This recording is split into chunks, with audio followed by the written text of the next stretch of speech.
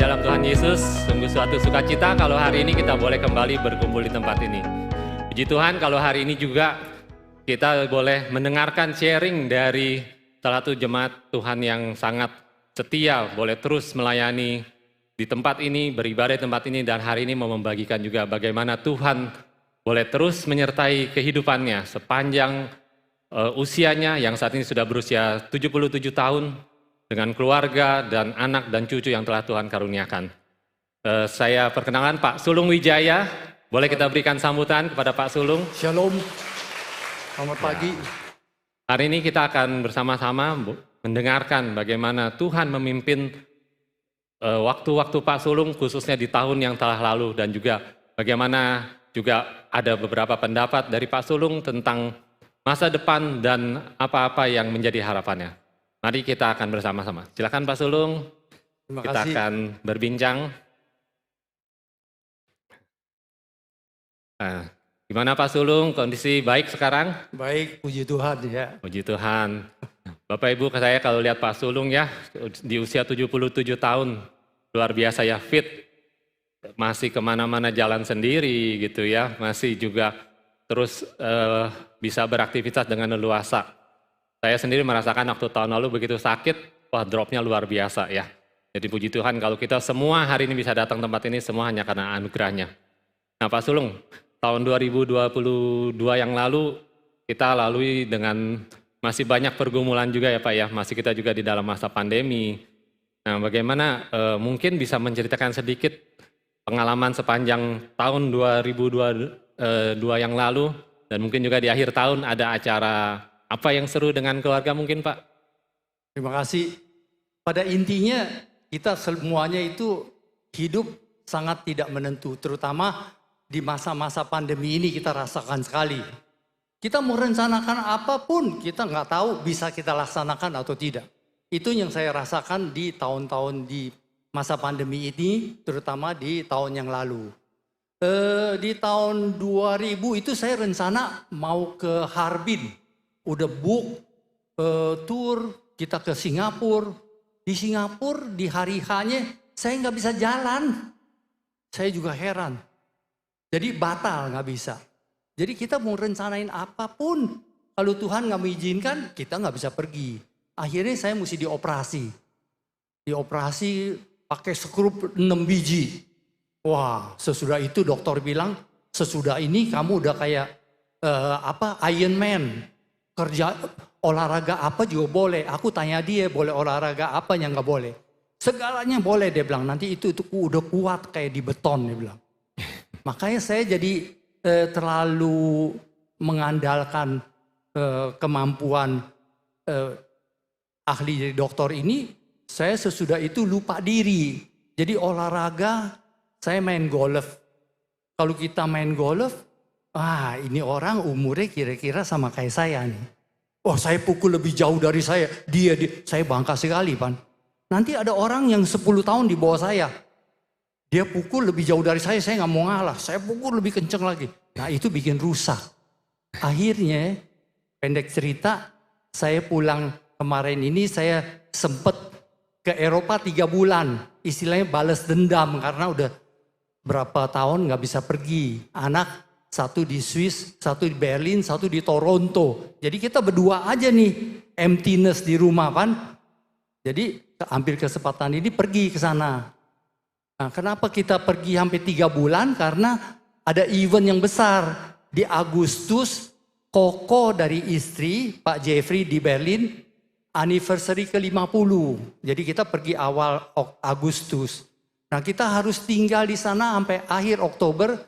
Karena di akhir Oktober anniversary kita berdua. Istri saya sama saya. Jadi makanya kita sampai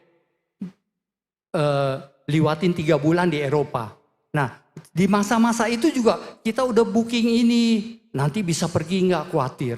Di hari hanya kita batuk. Wah nanti mesti periksa COVID nggak. Semua penuh dengan kekhawatiran. Tapi puji Tuhan akhirnya kita berserah kepada Tuhan, semuanya berjalan baik. Pulang dari situ, 3 bulan enggak olahraga. Karena keliling terus, main-main terus. sekali olahraga, main golf lagi, udah lama nggak main ya. Keseleo. Waduh, nggak bisa jalan. Nggak bisa jalan, langsung saya ke Singapura, periksa lagi. Wah, kena, dia bilang, ini kena lagi. Jadi L3, L4, L5 kuat, udah kayak beton, udah nggak kenapa-napa tuh. Tapi di bawahnya S1 melemah. Waduh, kita makanya udah umur segini semua nih, kira-kira mirip-mirip saya juga umurnya ya. Sebagian masih lebih muda sih. Kita mesti tahu diri. Jadi kita nggak boleh liwat batas. Itu pesan saya. Itu adalah pengalaman di tahun lalu. Nah, masuk di tahun ini, pesta ada pesta ya, pesta all and new lah, makan-makan doang sama teman-teman gitu. Nggak signifikan, cuman kita bersyukur aja. Seperti tadi Pak Ken bilang, tiap hari kita harus bersyukur. Bersyukur kita bisa dikasih satu hari yang baru. Bersyukur kita bisa masih ketemu sama teman-teman, bisa nikmatin semua yang Tuhan kasih. Betul banget Pak Sulung ya. Jadi kita bisa memasuki tahun 2023 ini bukan karena kuat kuasa kemampuan kita semua ya Bapak Ibu ya. Mungkin kita juga boleh mengingat ada teman-teman kita, keluarga kita yang bahkan juga sudah mendahului kita Tuhan panggil. Tapi kalau kita boleh sampai ke tahun 2023 ini pasti semua hanya karena anugerah dari Tuhan saja. Dan biarlah melalui setiap itu juga kita boleh menjadi bahan perenungan kita nih. Nah, saya mau tahu nih kira-kira Pak Sulung, kalau melihat dari yang masa-masa yang telah lewat, yang telah Pak Sulung lalui, tadi Pak Sulung juga udah mengucap syukur semua karena Tuhan yang pimpin. Ada apa lagi nih Pak yang kira-kira bisa menjadi refleksi diri dari Pak Sulung sepanjang ini? Ya, kita selalu tiap minggu kita datang beribadah di rumah Tuhan. Selalu kita diingetin, jangan lupa melayani Tuhan. Kita udah diselamatkan, kita udah dapat hidup yang kekal. Tapi perintah Tuhan apakah kita sudah laksanakan? Saya selalu ingat waktu 2018 kita pernah tur sama Kompak dari Taman Kebon Jeruk. Kita tur saat itu kita sambil melayani GKY di Jogja. Kita nyanyiin lagu itu, mungkin banyak yang tahu kali. Hidup itu adalah kesempatan. Ya, hidup itu adalah kesempatan dan kita harus melayani Tuhan. Tuh, waktu yang Tuhan beri kita nggak boleh sia-siakan. Ya, kita harus ambil kesempatan itu selama kita masih kuat. Nanti satu hari kita akan melemah. Kayak sekarang udah saya jalan juga udah susah. Saya minta Pak Ferdi siapin bangku dong, saya takut nggak kuat gitu ya. Tapi puji Tuhan sekarang sih udah bisa jalan lagi. Nanti waktunya kita mau, kita udah nggak bisa. Ya, jadi kita mesti ambil kesempatan ini sampai saat itu kalau kita udah nggak bisa, hidup kita udah jadi berkat. Apakah hidup kita ini udah jadi berkat? Nah, kita mesti tanya diri kita sendiri. Kita bilang, waduh, sekarang umur segini, suruh kita pergi nginjilin. Kita juga nggak sekolah Alkitab, ngomong juga masih belepotan. Kita nggak usah khawatir. Tuhan kasih kita kemampuan untuk melaksanakan apa yang Tuhan mau kita laksanakan. Kita ambil contoh, kita sebagai orang Kristen, saya masih ada waktu kira-kira 8 menit lagi. Jadi kita sebagai orang Kristen, kita harus mempunyai kesaksian hidup yang bagus. Ya, bagaimana kita bisa punya kesaksian hidup yang bagus kalau kita di rumah ribut terus? Nggak jarang orang Kristen rumahnya juga, waduh, berantem melulu. Ya, kita harus akuin itu. Nah, ini saya mau pesan di sini, bagaimana kita harus kuasain diri supaya kita jangan menyakiti orang rumah, sehingga kita jangan menyakiti anak, sehingga keluarga kita bisa harmonis. Minimal kalau kita hidup harmonis, kita udah bersaksi di lingkungan kita di mana kita hidup. Wah, ini orang Kristen memang enak ya jadi orang Kristen, hidupnya harmonis, rukun gitu kan. Nah, tapi ngomong sih gampang, pelaksanaannya susah. Betul nggak? Nggak gampang. Ya, nah, itu kemarin ini saya dapat ilustrasi begini. Kalau kita ambil 2 botol Coca-Cola kita kocok. Ya. Yang satu segera kita buka. Bush. Semua berantakan kemana-mana. Coca-Colanya tinggal separuh. Yang satu lagi yang kita kocok kita biarin aja. Sampai dia reda lagi. Kita buka nggak kenapa-napa. Artinya kalau kita lagi emosi, jaga, diam. Ya, sebab begitu kita ngomong sesuatu, kita akan melukai orang rumah kita. Nah, itu satu ilustrasi buat saya yang cukup terkesan, dan saya minta kita semua coba laksanakan ini. Sebab ini nih lidah paling jahat, ya enggak? Ya, kapal yang gitu gede dikendalikan sama satu belakang satu yang kecil aja tuh ya. Dia mau ke kanan ke kiri, ini yang itu apa yang kendalikan. Kalau kita dikendalikan sama mulut nih, sama lidah. Kalau kita bisa kuasain lidah, wah kita aman. Ya, di Alkitab kalau nggak salah di Amsal pasal 3 ayat 16 kali atau 18, pokoknya ayat 3 saya pernah baca bahwa mulut itu kalau kita jahat bisa menyakiti orang, bahkan bisa bunuh orang. Ya,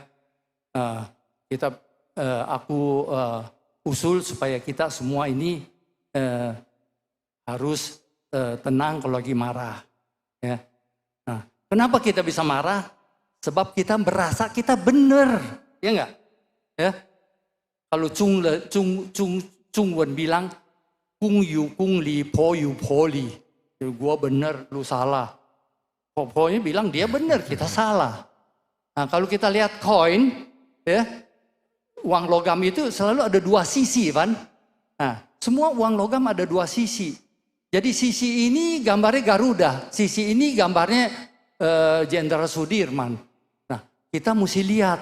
Kita lihat dari sisi sini begini. Sisi lain kita juga mesti tahu. Dia lihatnya gimana.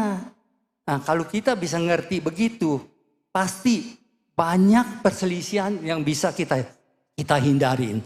Dan artinya kita juga bisa hidup lebih harmonis dalam keluarga Kristen yang boleh menjadi kesaksian bagi keluarga-keluarga di sekitar kita. Minimal kita kerjain itu adalah satu sumbangsih, satu pelayanan dalam kehidupan Kristen kita. Itu mungkin yang saya sampaikan. Luar biasa, Bapak Ibu, boleh kita beri sambutan untuk kesaksian dari Pak Sulung. Luar biasa benar-benar Pak Sulung. Saya mengamini setiap yang di-sharingan Pak Sulung ya. Benar-benar memang hati kita, apa perkataan kita harus minta hikmat dari Tuhan. Ya, karena dengan apa yang kita hidupi, yang kita lakukan, itulah Tuhan akan, sesama kita akan melihat siapa Tuhan yang kita sembah. Apakah kita memancarkan, memantulkan kasih Tuhan kepada sesama kita. Sehingga mereka melihat dari kesaksian hidup kita, siapa Tuhan kita, dan mereka mau juga percaya dan datang kepada Tuhan yang kita sembah, yaitu Tuhan Yesus. Luar biasa Pak Sulung, terima kasih, dan sekali lagi saya berpikir kita juga masing-masing pasti punya harapan, punya doa-doa di tahun yang baru ini, 2023. Dan mungkin kalau boleh Pak Sulung di-sharingkan sedikit dari harapan atau doa-doa yang, atau mungkin komitmen yang Pak Sulung ingin lakukan di tahun 2023 ini. Ya, seperti yang tadi saya uraikan panjang lebar itu, memang kalau kita udah ada umur, kita makin sok jago, teman. Jadi kita makin anggap diri kita benar. Orang bilang kita makin auban. Ya. Makin tua makin auban. Makin tua memang makin bijaksana. Tapi ini nih kadang-kadang kepala batu. Ya enggak? Betul enggak?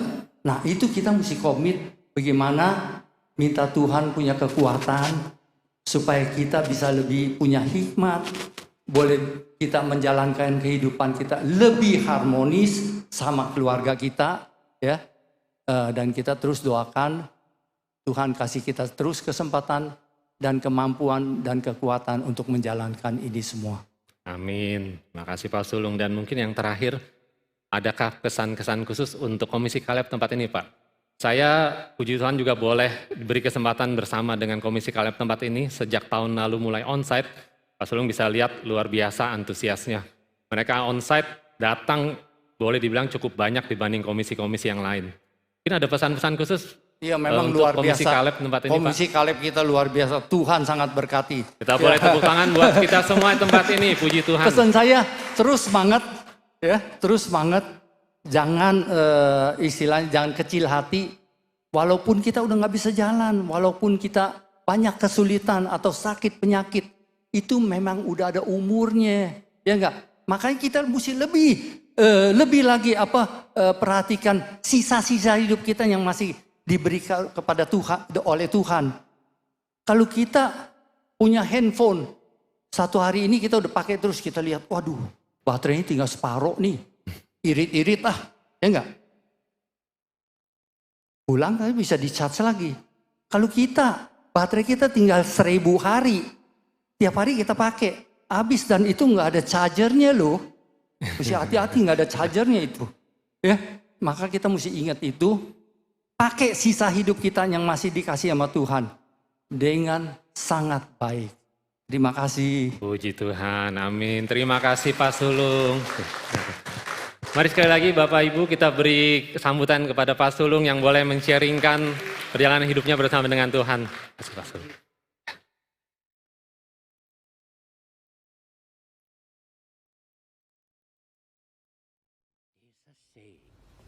Yesterday is history. Tomorrow is a mystery, but today is a gift. That is why it is called the present. Bapak Ibu, ini cuplikan dari film Kung Fu Panda. Mungkin ada juga yang nemenin cucunya nonton ya. Nah, boleh saya terjemahkan tadi kata-kata yang dikatakan dalam bahasa Inggris ini. Yesterday was history. Kemarin adalah sejarah. Tomorrow is the mystery. Besok, hari esok adalah misteri. Tapi hari ini, today is a gift. Dalam bahasa Inggris, today dia dikatakan sebagai present, yang juga bisa dikatakan diartikan sebagai hadiah, anugerah dari Tuhan kepada setiap kita. Karena itu biarlah kita menggunakan hari ini, anugerah dari Tuhan dengan sebaik-baiknya. Dan biarlah kita juga mau terus belajar firman Tuhan yang akan disampaikan oleh Pendeta Paulus. Waktu dan tempat kami persilakan.